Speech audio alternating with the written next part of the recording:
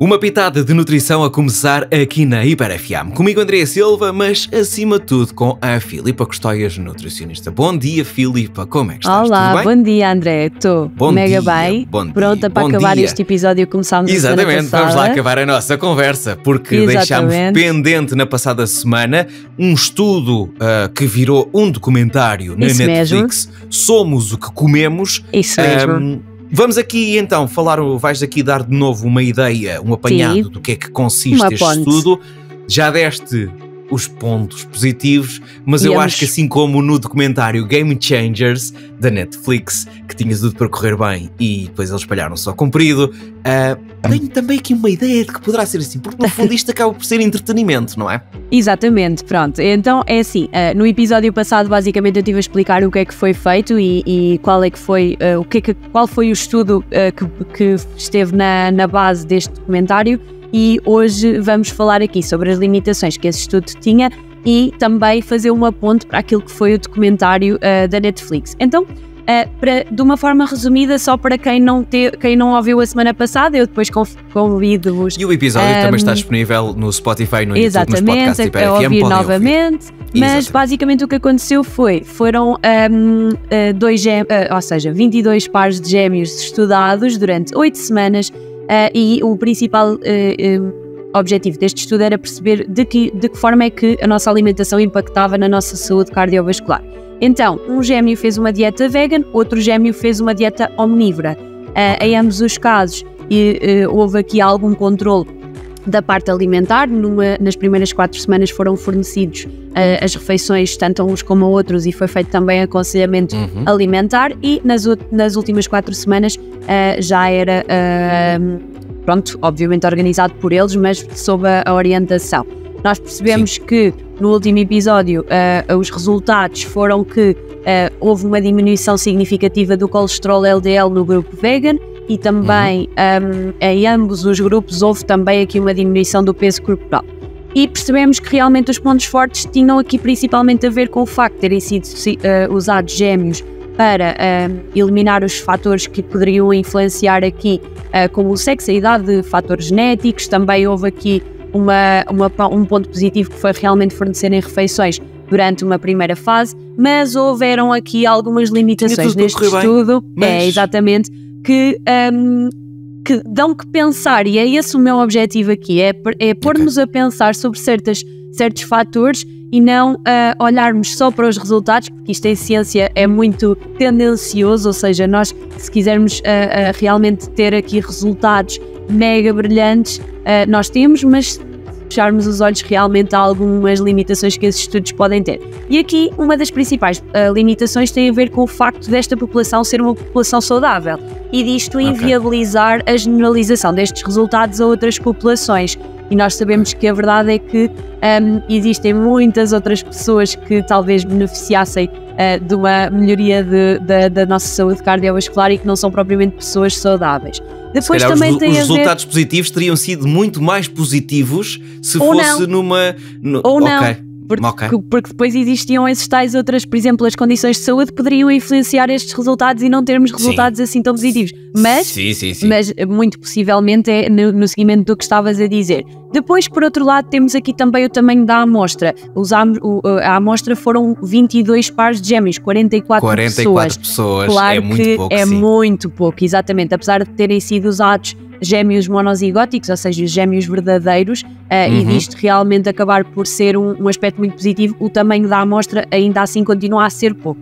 Depois, no episódio passado falámos também sobre isto, foi um estudo de curta duração, 8 semanas. Apesar de nós termos visto estas melhorias em 8 semanas, a verdade é que, a nível de adesão à dieta, é muito mais fácil ela ser cumprida e bem cumprida durante 8 semanas do que se nós continuássemos este estudo durante muito mais tempo. E isso acho que é uma questão mesmo muito importante, assim como, por exemplo, o facto de ter havido o fornecimento das refeições durante as primeiras 4 semanas, porque... Tinha feito, obrigado, exatamente, ou seja, mesmo, por exemplo, no caso de uma transição, porque muitos destes gêmeos possivelmente não eram vegan, passaram a ter esta alimentação, a nível de orientação, a verdade é que eu diria que se calhar a maioria ou muito mais, pronto, obviamente não sei exatamente a nível de percentagem, mas a verdade é que a maioria das pessoas que faz a transição de uma dieta omnívora para uma dieta vegan, muitas das vezes não tem aconselhamento nutricional nenhum e não faz as coisas de forma certa. Então estas pessoas acabaram por e limitam-se a comer os mesmos alimentos, exatamente, porque sabem que aquilo quantidades, se calhar, portanto, ou até nem fazem uma substituição, por exemplo, das fontes proteicas como deve de ser. Então realmente aqui neste caso isto foi um fator aqui confundidor entre aspas.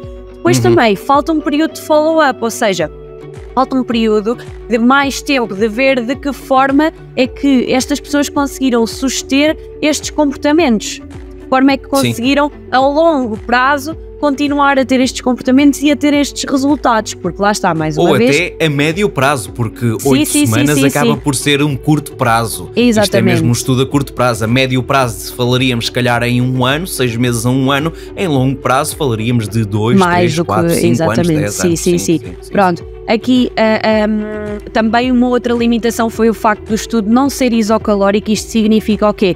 Que não houve a contabilização a nível energético daquilo que as pessoas comeram, ou seja, cada um comeu conforme sentia que era a necessidade. O facto de às vezes estarmos numa intervenção também faz com que se calhar vamos comer um bocadinho menos do que aquilo que é o habitual, e isso verificou-se efetivamente nos resultados. Percebemos que tanto os grupos da dieta vegan como da dieta omnívora baixaram a quantidade de comida, de energia, digamos assim, que consumiam ao longo do dia. Portanto, isto foi algo que não foi propositado, ou seja, não houve a intenção de perda de peso, não houve a indicação de que as pessoas deveriam reduzir. Foi uma coisa que surgiu naturalmente. Exatamente, foi uma coisa que surgiu naturalmente e muito possivelmente por conta de estas pessoas saberem que estão num estudo e que inevitavelmente, inconscientemente, vão acabar por reduzir a quantidade de comida. E depois também existe aqui uma outra questão importante, que é ter em conta a diversidade na educação e em fatores socioeconómicos, ou seja, a maioria das pessoas que foram incluídas neste estudo eram pessoas que tinham bastantes estudos. E também a parte socioeconómica não havia grande informação acerca disso, mas era importante abranger aqui um bocadinho todas estas pessoas, porque nós sabemos que as pessoas que estão em risco nutricional, no fundo que têm aqui menor acesso a comida, menos dinheiro, menos recursos para comer, nós sabemos que comem pior e que têm um risco muito maior de um risco nutricional maior, então de desnutrição ou de malnutrição. E então isso também é algo importante a ter em conta. E ficam aqui algumas perguntas, ou seja, coisas que não nos foram respondidas. E uma das mais importantes é, não foram revelados dados sobre a composição corporal, foi revelado peso apenas e a diminuição do peso, mas por exemplo houve uma das medidas que foi tirada no início, que foi por exemplo o perímetro da cintura, que não foi revelado depois os resultados, e faria todo o sentido ter havido aqui uma avaliação também da composição corporal a nível da massa gorda e da massa muscular. Isto porquê? E a questão da água, exatamente. Isto porquê? Porque a perda de peso, até que ponto é que foi uma perda de peso com qualidade? Até que ponto é que foi massa gorda que estes indivíduos perderam?